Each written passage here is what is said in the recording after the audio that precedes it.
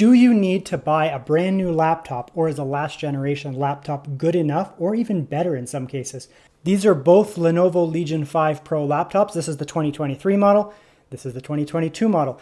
Just so you know, 2024 has almost no change to this model here, the 2023, which is the current chassis. Chassis is exactly the same. Everything is basically exactly the same. However, they did upgrade the CPU. So 13th gen goes to 14th gen. AMD is not out yet, but it'll be 7000, 8000 series, which is very, very minor change. So this is going to be a really good stand-in for a 2023 and a 2024 model. The purpose of this video is to compare the two Legions. So you may be able to pick up this 2022 model, or now I guess 2023, used like I did here. These are both used laptops that I picked up.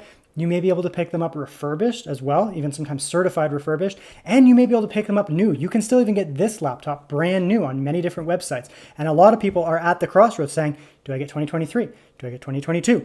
What's the difference here? A lot of people would just assume the newer one's better. Well, not necessarily always. So in this video, I'm going to do a full comparison between the 2023 and the 2022 here. I'll look at everything, chassis, screen, cooling, all of that, audio, my standard review, but in this case, comparison between the two of them.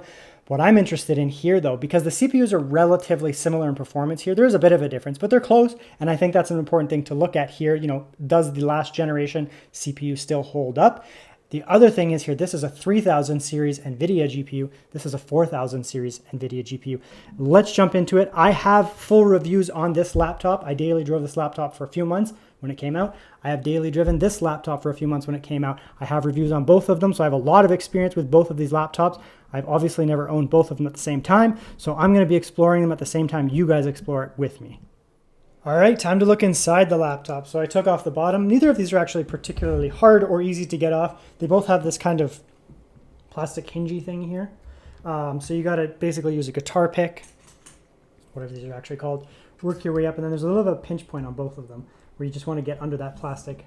Lids both have RAM structure, some structure to basically prevent the laptop from being, weirdly pressing in at the bottom. This one has dust in it. These are both used. I got these both used locally very recently.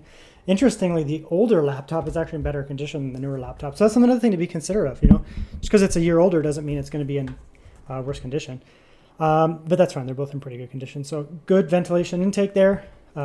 This one here has a nice metalish kind of bottom. Very, very premium. Plastic. So 80 watt hours on this one here, 80 watt hours on here. They're physically the same battery. They may be shaped a little differently, potentially. No, I think they're actually literally the same battery. Yeah, they are. Interestingly, so here's something to be considerate of. When you have an older laptop that's sitting on a shelf, batteries do degrade over time from use, but also just from existing. So I find that probably about 2 to 3% per year for a laptop that's stored well, like say you get it off Amazon or something, it's just in a warehouse. That may degrade differently than a computer shop where it's kept nice and cool. But generally speaking, you're probably looking at 2 to 5% wear per year. So even though this is an older laptop, this one was used more.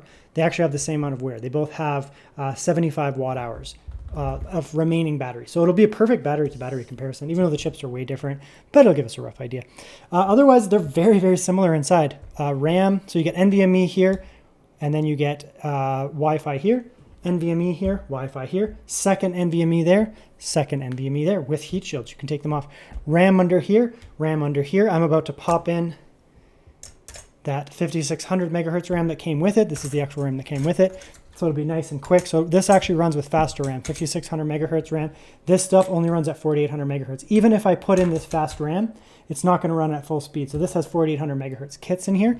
So it's not going to run at that speed. But because I am a scientist, I have another kit of 5600 megahertz RAM because I am nothing if I am not fair. So I'm going to put in, this is the same memory, literally the same memory.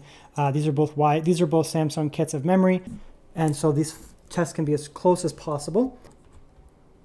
Okay, so they have the same RAM in both cases there.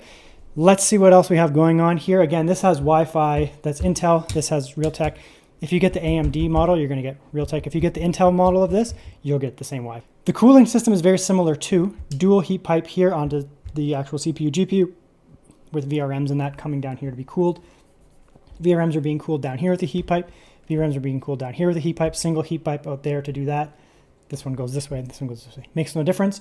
Dual heat pipe here, dual heat pipe here. So they're basically the same cooling overall on the two of them. So the differences in thermals will be probably down to the GPU and CPUs being different. So it's actually a good comparison between this AMD machine and this Intel machine because both chips are going to run hot. 12th gen runs hot, Dragon Range runs hot. So the CPUs will actually be close enough in terms of thermals that it shouldn't impact the GPU performance adversely from one to the other. There should be a pretty good comparison here. So I'm pretty happy with how close these machines are going to match up. A lot of it is going to come down to 3070 Ti versus 4060, which is really cool.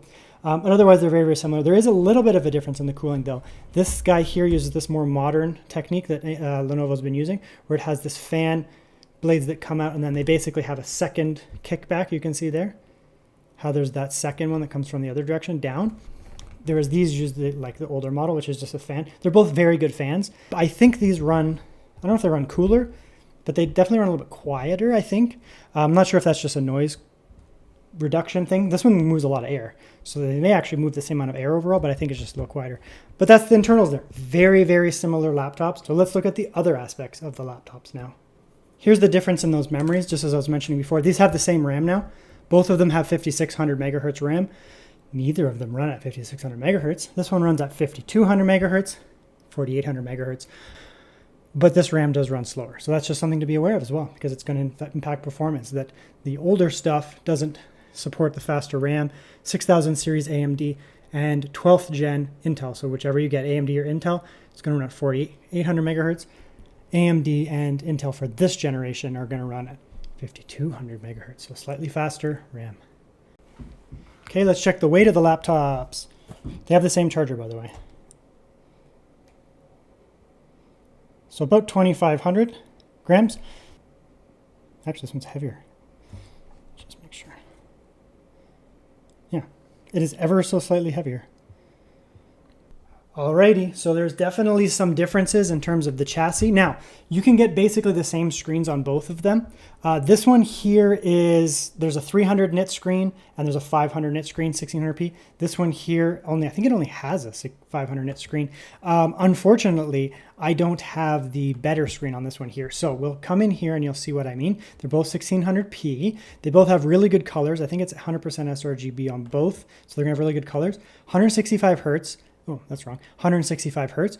So that's good. They have the same refresh rate, but this is a 500 nit screen. This is a 300 nit screen. But if you get the 500 nit screen version of this, you can also get it up to 240 hertz. But I can see visually that their one is brighter. I think these actually run higher than 300 nits. They're rated for 300 nits, but this is the second one that I've had in this model here, and they definitely are not 300 nits. They're brighter. Okay, let's deep dive the screens a little bit here. They should look very similar because the color specifications in that are basically the same. I don't see any bleed on either of them. Neither of them have perfect blacks when it comes down to being in a really, really dark room. It's just the way that they are. But they're good for IPS screens. But look at the colors here. Right off the bat, interestingly, this actually is slightly better. This is not going to show up well on camera. They're both good though. This is a slightly bolder red. Very, very, very, very minor. Probably panel to panel variation. Because they are different panels technically. This looks good on both. So here we go into this scene here. This is ever so slightly more vibrant, I guess, like the colors. It could also be that this screen's brighter. I mean, does that make a difference? I'm just trying to think. They're so close that it's not different. This is definitely a brighter screen though, for sure. This is definitely not as bright of a screen.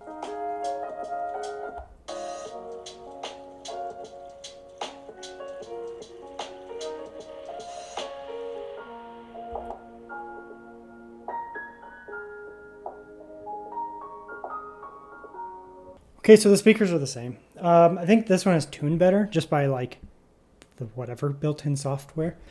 So there's no difference there. So keyboards here, very, very different. And they actually, in my opinion, regressed.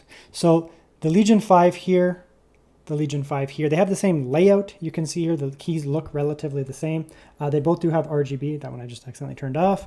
This one I've programmed a little bit. So they have, per key RGB. So there's no difference there. They're exactly the same number of keys, the same type of presets. You get 3 on both, no difference. Neither of them have a fingerprint scanner, so that's no different there. But the actual keys themselves are slightly different. This one here has this black kind of black key, which they have used in 2023, and this makes a reappearance in 2024. So if you're watching this for the 2024, this is the same chassis as the 2024, just so you know. 2023, 2024 have the same recycled chassis. There's no difference. So if you're looking at this comparatively, it's going to be the same laptop.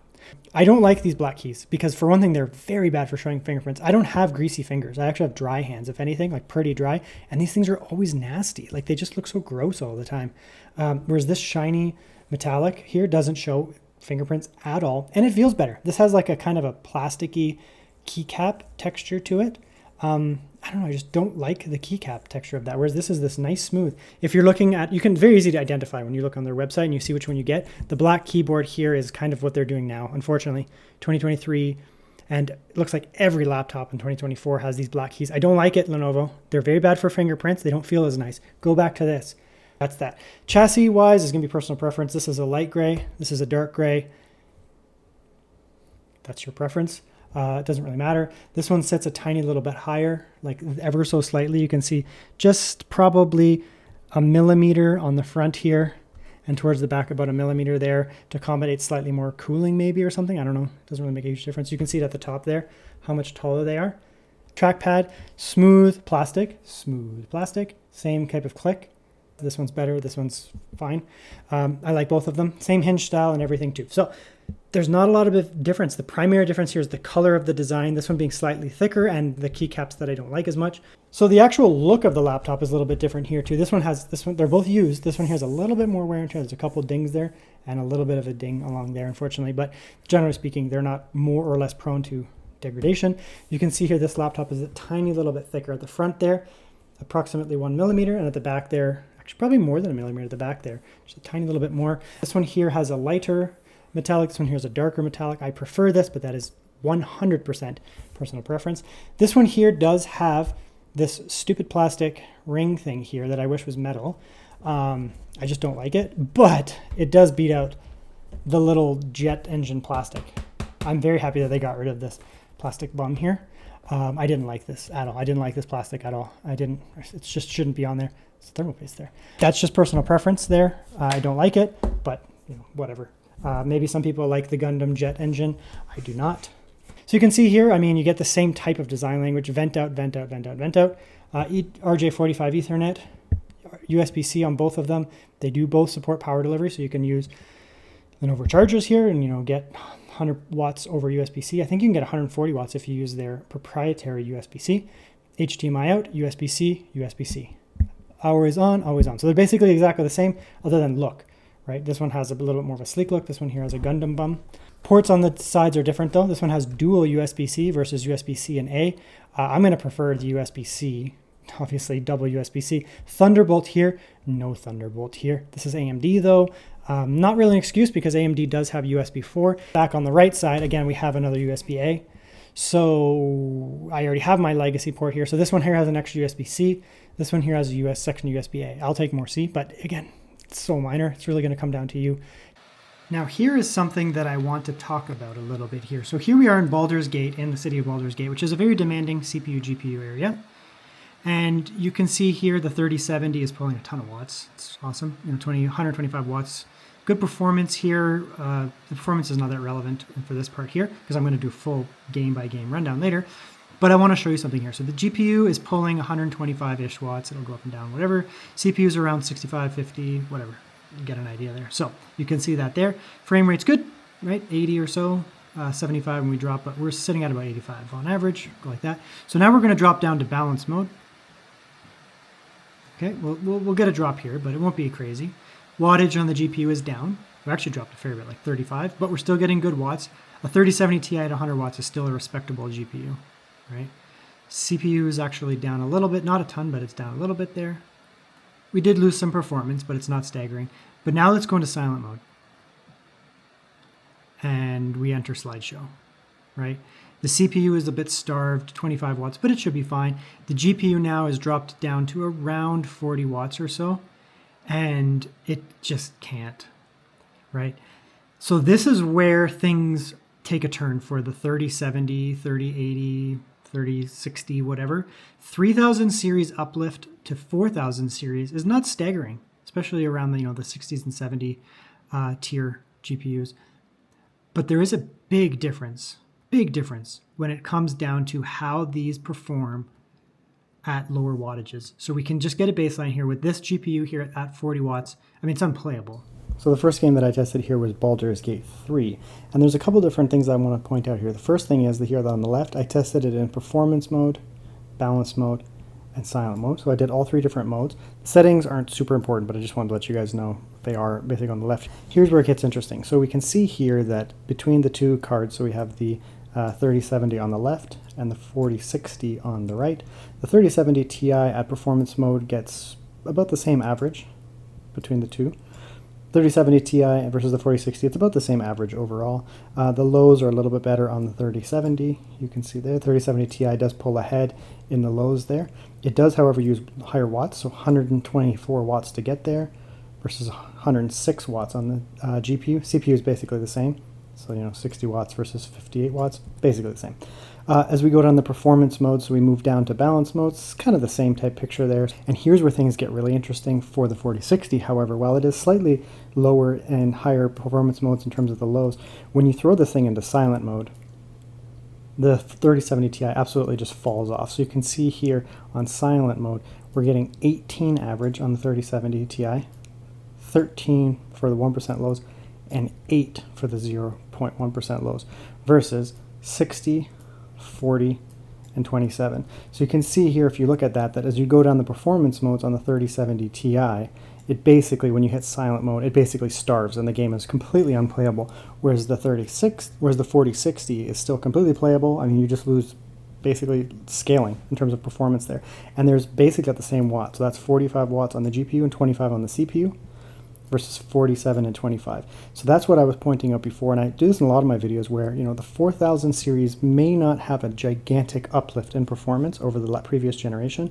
However, what it does do well is it scales at wattages better. Hogwarts Legacy, you kind of get similar results here. There was kind of a weird low here on high for performance mode. I'm not really sure why it was, but they're basically very similar, 79 versus 82. 8, which could have just been an aberration, versus 29, and the lows aren't fantastic in either case. I don't know, 3000 series and 4000 series NVIDIA down the stack just don't do well on Hogwarts Legacy. It's just the way that it is. Usually you want to go for an AMD GPU in those cases. It just performs much better. And then the averages are actually better on the 4060. And it could be a driver thing. You can see here just much more playable on even medium. In Starfield, we kind of get a flip around again where the 3070 Ti does pull ahead a fair bit here. So you can see on performance, balance, and silent on the left there once again. You can see that the averages are pretty good here. So you're getting 50, 34, and 20 for the lows. Pretty good. And then on the 4060, slightly better lows, and it could be a temperature thing, but you're also getting slightly lower averages. But I'm going to put this down to probably temperature and CPU power sharing. So you can see here on the 3070 Ti, it's pulling 143 watts to the GPU, which is basically almost as much as it can possibly take, which does cut some power out of the CPU. The CPU dropped down to 33 there, whereas on the 4060, it's not putting remotely as much power into the GPU because it doesn't need to. The GPU on 4060 doesn't need as much power to scale to its kind of best performance. So the system's able to dump a little bit more watts into the CPU there. And as a result of that, it actually is able to do very well. And one thing that was weird is I put it into silent mode here, and you may look, oh, look at the 3070 Ti doing so much better than you'd expect on silent mode, because it actually does kind of pull ahead once again of the 4060, the average being higher, lows being, again, once again lower. But for some reason, it just was still feeding loads of power into that system. Like, it was still throwing 92 watts into the GPU and 37 into the CPU. And here we can see a huge drop in the CPU. So it's clear that Starfield is definitely needing some CPU performance, and something was weird with the silent mode here. And I tested it multiple times. It's just that specific game, it refused to actually go into silent mode, and it could be something to do with the CPU just demanding power. Last of Us is another case where we saw silent mode absolutely tank on the 3070 Ti. So you can see, when you threw it into silent mode, basically became unplayable. And it's actually using the same watts here, so 50 versus 25 on the 3070 Ti. And then you can see here 50 versus 24, so basically the same, but 4 or 5 times better performance on the 4060 than the 3070 Ti when it comes to those silent mode. Just absolutely massive improvement in terms of efficiency on silent mode. But once again, on performance mode, so kind of max, just let the system go at its max setting, the 3070 Ti does pull ahead considerably more than the 4060. The 4060 is significantly more efficient. It doesn't need anywhere near as much watts to get to its kind of peak performance. However, the 3070 Ti is able to overshoot the 4060 when we pump just more and more and more watts into it, whereas the 4060 kind of hits a peak and then that's what you get. And I did 3 more games. It's going to be basically the same kind of picture here when we look at these games here. So Alan Wake 2 is actually surprisingly playable on both systems. And regardless of what we did here, I didn't even pull the watts in here. It just pulled a lot of watts overall. And the 3070 Ti, basically on performance mode, you didn't really want to throw it into a lower mode on either card.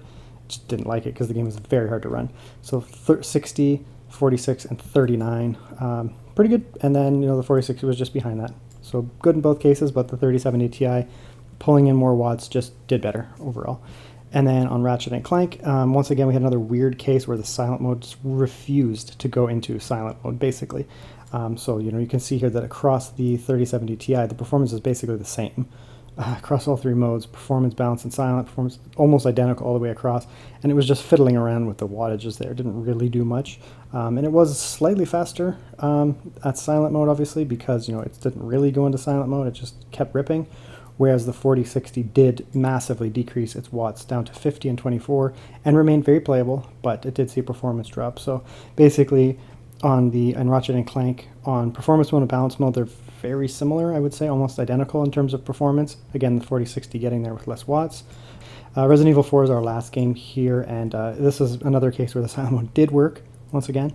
So silent mode on the 3070 Ti goes completely unplayable, with 40 watts on the GPU and 26 on the CPU. It's just completely unplayable. On the 4060, it's completely playable. 10 more watts going to the GPU, but 6 less going to the CPU. Regardless, you could cut this down slightly and it would still scale just fine, because the 4060 does scale well even at 40 watts. And it remains very playable, almost 60 for the average, and then very, very good playable lows as well. And then once again, if you look at the performance mode, they're actually pretty close. In both cases, it's pulling a lot of watts, but once again, the 3070 Ti being able to just pull in more watts, just way, way, way more watts. Basically, it looks like it just has that raw performance edge in the lows over the 4060. You can see here the lows are just better. The 0.1% lows being, in my opinion, probably a little bit more important. Yeah, you can basically see here that basically the takeaway would be that the 4060 based GPU systems are going to be significantly more efficient, just generally using less wattages to get to a performance level that you might find acceptable.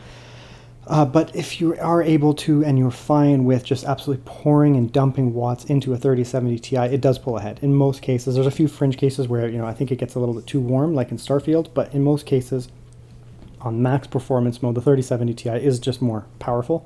It's going to have more watts. Both these systems can technically dump 150 watts into the GPU, but there's just power scaling on the 4060 where you dump more watts, it doesn't do anything by adding more to the GPU. So on the upper levels of performance, the 3070 Ti is going to be the more powerful GPU, but as you move down to, for example, the silent modes, it's not even comparable. The 4060 is significantly more efficient, and therefore it's just going to actually be able to perform, whereas the 3070 Ti is not. And one thing to note, that when you are on performance modes as well, because you are dumping significantly more watts into a 3070 Ti, yes, it does perform better, but it's also much noisier. The 4060 base Legion is considerably quieter on those highest performance modes. Still pretty noisy, but the 3070 Ti system is absolutely tearing. So what would I give as my takeaway on this comparison video? Well, one thing to note here is that the Legion 5i and 5 AMD Gen 8 right now is technically in the process of being superseded by the Gen 9 coming out for the 2024 season. But I will give you the honest truth, it's basically the exact same laptop. So Gen 8 versus Gen 9, you're basically just taking, for example, 13th gen Intel and putting it to 14th gen. The rest is exactly the same. So I wouldn't really take much out of that saying, should you get 2023 Gen 8 versus 2024 Gen 9? I mean, just get whatever's cheaper, to be honest, because they're basically exactly the same. Which the nice thing about that is this is going to be a good stand-in for 2023 and 2024, because the laptops are basically exactly the same. Now, I mean, you can't buy the Gen 7, the 2022 Gen 7 models anymore, at least not on the Lenovo website, but you can still buy them on lots of third-party websites. you can potentially find them refurbished. You can potentially find them cheap used as well locally.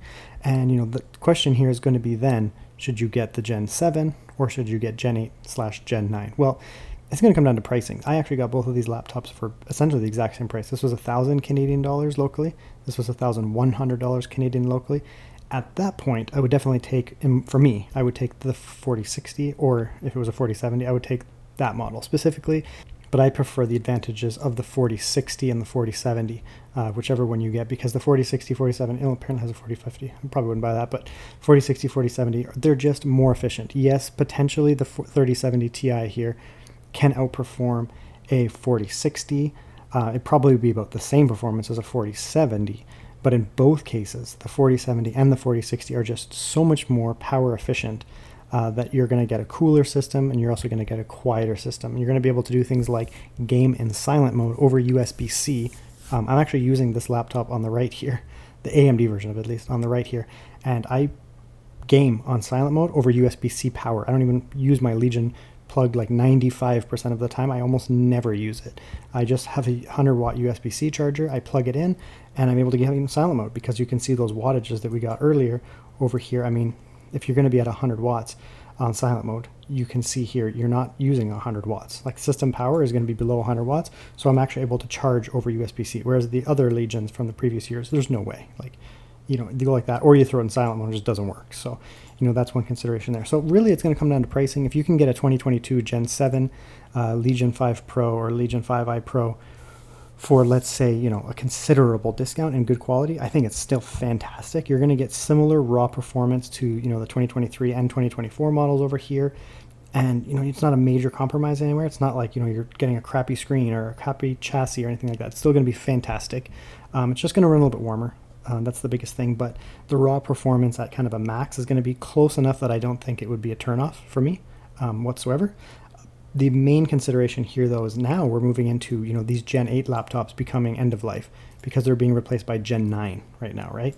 2024, we introduced the Gen 9, where it's just the Legion Pro 5i Gen 9, basically. It's literally what it's called, and it's going to be full price, right? And look how much cheaper the last year's generations were. And you can potentially get them on sale. So I think if you can buy them locally, and you can get a really good price on a Gen 7 Pro, go for it. It's fantastic. I think right now, picking up the brand new Gen 9 that's not out yet, I mean, you're basically getting the same system as the Gen 8. So unless it's a good price, once again, I probably look for a Gen 8 here. If you can find yourself a Gen 8 on a good sale price, the efficiency of that NVIDIA 4000 series is not to be understated. It's very, very nice for quality of life.